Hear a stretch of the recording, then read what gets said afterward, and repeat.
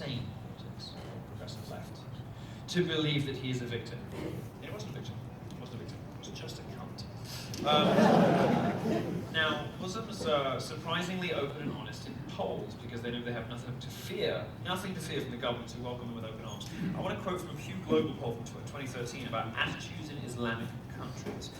The people of Islamic nations also believe that Western nations do not respect Arab or Islamic values. Good, we don't, they're crap. Do not support Arab causes. Good, we don't, they're crap. And do not exhibit fairness towards Arabs, Muslims, or in particular the situation in Palestine. Why should we? They're fucking terrorists. Some of those will quote, some of those won't. Some of you may not understand why I'm quoting a poll about Islamic nations when I'm talking about the West, but those are the people you're welcoming here. Muslims flooding into Germany and the rest of Europe aren't older or moderate Muslims from the United Kingdom or the United States. They're more radical, and they reflect the values and the morals of Islamic countries. One of the easiest ways to get a sense for Islam's habit of tightly controlling every land it takes over is attitudes around Sharia law. Now, Sharia law is Islamic religious law, which a remarkable number of Muslims in the West believe should supersede the law of the country in which they live. In 2015, the Center of Security Policy commissioned a poll of Muslims in America. It found that 30% of American Muslims believe that it is legitimate to use violence against those who insult Islam. Let's be clear what that means. 3 in 10 Muslims believe that if you joke about Muhammad, they have the right to punch you. Or worse, shoot you, blow you up, as is their favorite method. Oh, I mean, in the West we have this sort of, long tradition of civilized debates. So, sir, I find your proposition unacceptable. Other places in the world, it's just...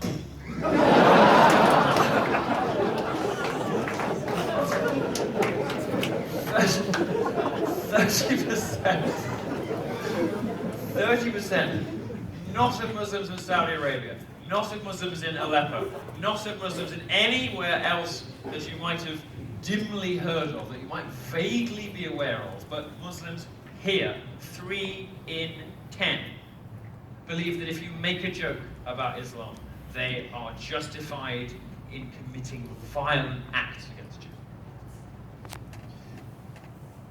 33%, and this is way more chilling, way more terrifying for others, said that Sharia should take precedence over the Constitution if they clash. So if, for instance, the First Amendment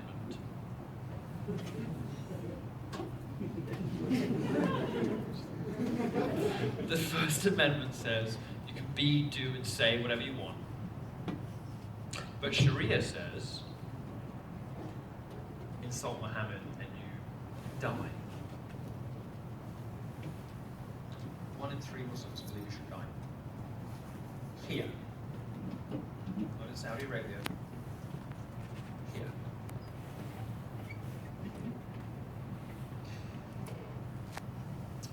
According to a Ventil Strategies poll in 2012, 58% of Muslim Americans believe criticism of Islam and Muhammad is not protected free speech under the First Amendment. That is to say, just about 60% of them think that I can't say I find Islam to be shit and be protected under the First Amendment. 45% that believe that those who mock Islam should face criminal charges. 12%, this is my all-time favorite, I say favorite, this is my all-time favorite statistic about American Muslims, and I'm not sure it's even this bad in Britain or Belgium. Both of those places are pretty fucking terrible as far as Islamic attitudes go. 12% of American Muslims believe that that blaspheming against Islam, joking about Muhammad, or saying that Islam sucks, should be punishable by death. 1 in 10. These people live close to you. They study with you. Some of them might even teach you. 1 in 10. Death. 26% of young Muslims in America believe that suicide bombings are justified, because of course they do. It should surprise us given everything that's happened. And 35% of young Muslims in Britain believe that suicide bombings are justified too. I mean, you're lucky, only a quarter of your Muslims think that suicide bombings are right. You're okay, a third of ours do. That you're okay. Only 1 in 4 of your Muslim friends think that suicide bombings are justified. My fucking God, what is wrong with you people?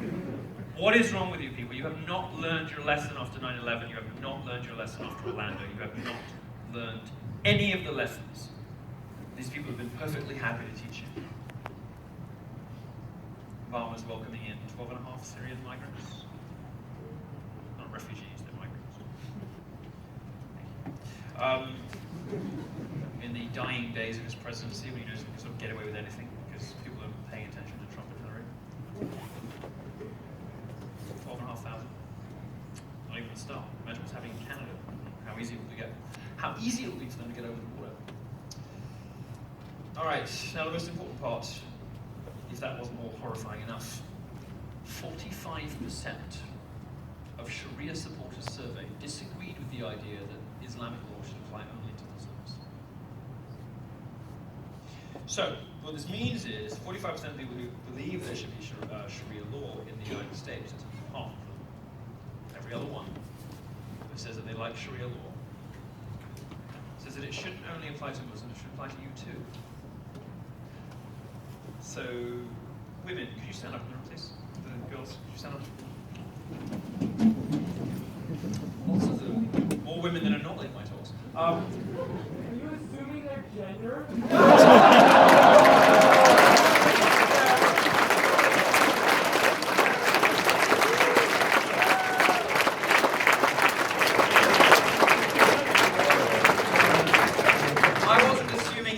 Gender. I asked ladies to stand up. They identified themselves as women. So fuck you. But yes, they are women because they were born with badges. Now, your testimony in court is worth half that of mine. That's what every other Muslim in this country who wants Sharia law enacted believes is reasonable and appropriate, and law inspired by the divine. Allah wishes it. Your testimony is worth half that of a man's. Progressives have the fucking gall to suggest that these people are victims, these people are deserving, that Islamophobia is a thing, that these people should be given special treatment over the women they oppress and the homosexuals they execute. Fuck Hillary Clinton and her pandering to gays at home whilst taking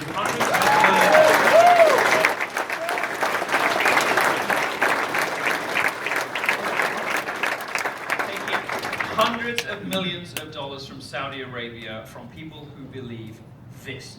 I don't believe any of the people standing in this room. I don't believe any of their testimonies worth half that of a man's. In many cases, they're maybe more sensible than a man's. I don't believe that about women, despite my reputation as misogynist, because I don't happen to like a sort of crazy third-wave feminism. I happen to love women. Where would gay men be without women? We need you to go shopping. We need you to hang out with us. You know, we need you to cry with us when our boyfriends leave us.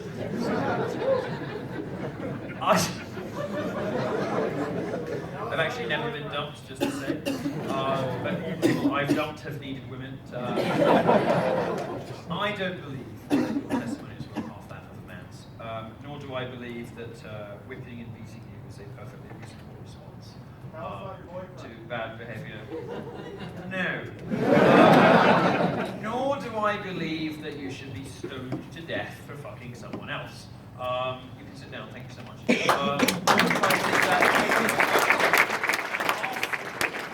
Sharia supporters survey do think those things, and they don't just think that it should apply to Muslim communities, they think it should apply to you too. This is the sort of caliphate building I've been telling you about. This is the sort of stuff that I've been warning you about.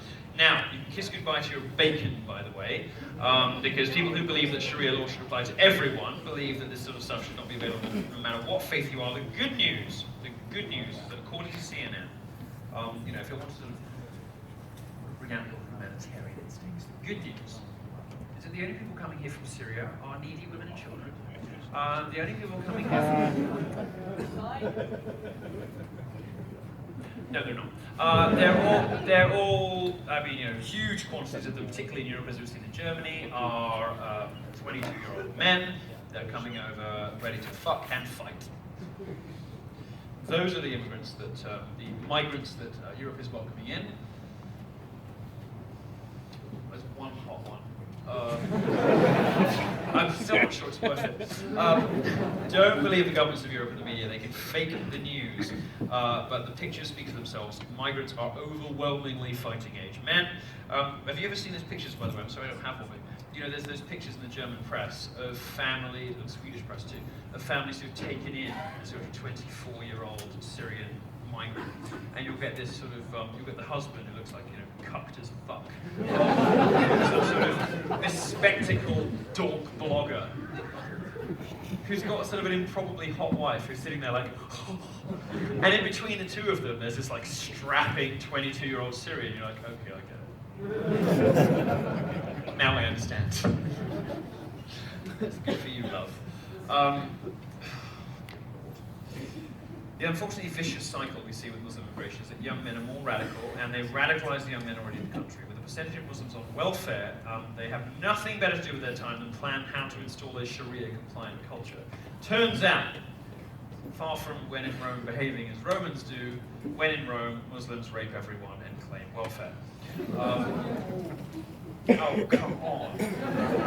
Where did you think you were coming this evening? Muslims who've entered Europe are very plain about telegraphing their future intentions. They have no plans to fit into the culture. Muslims do not believe that when in Rome, you can do as the Romans do. In Düsseldorf, Muslims burned down an exhibition centre that had been turned into a refugee centre. It was a museum that was turned into accommodations for people in need. They burned it down. The fire caused 10 million euros in damage, and 26 people were nearly killed. You want to know the reason they burned it down? Not enough candy and chocolate were made available during Ramadan.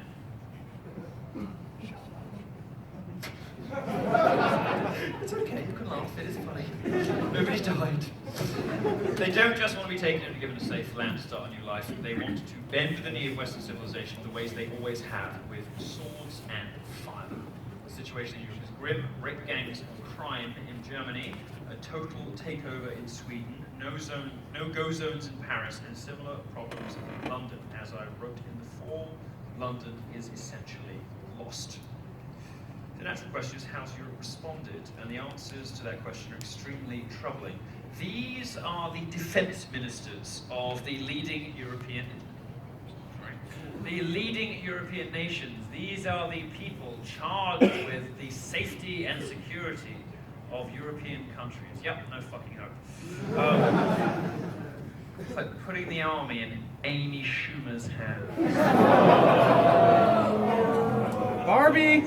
Amy Schumer as Barbie. I mean, in a way, Amy Schumer is the perfect modern feminist icon.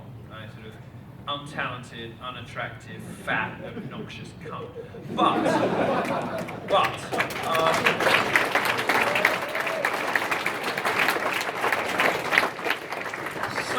sullying a fine institution like Barbie, I have a feeling that it will end up something like Ghostbusters.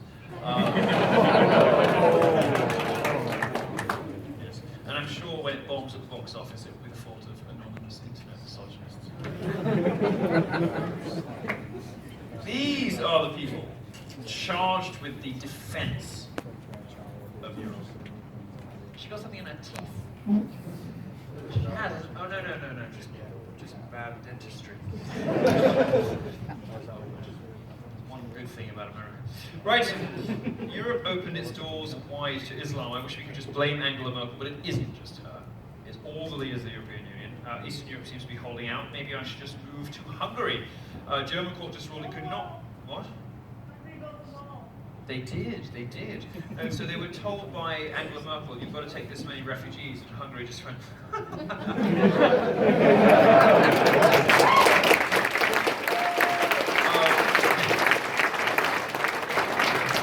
So fair play to you.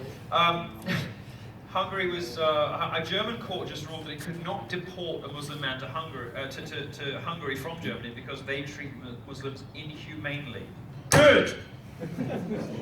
I'm curious what they mean by inhumanely, because Hungary is a damn sight better place to live than most of the Middle East. Presumably they mean no candy and chocolate during Ramadan.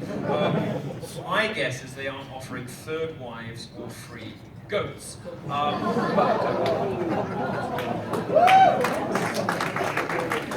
Too easy, but it's true. You've seen the drone footage. I know you have.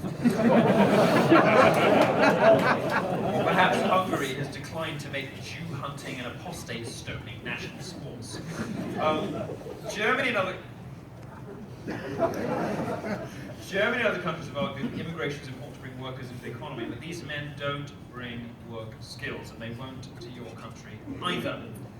They know how to radicalize, they know how to shoot, how to stab, how to bomb, how to blow up Westerners, and to rape women, and of course run them over with trucks, as the terrorist attack in Nice has taught us, but they don't bring very much else.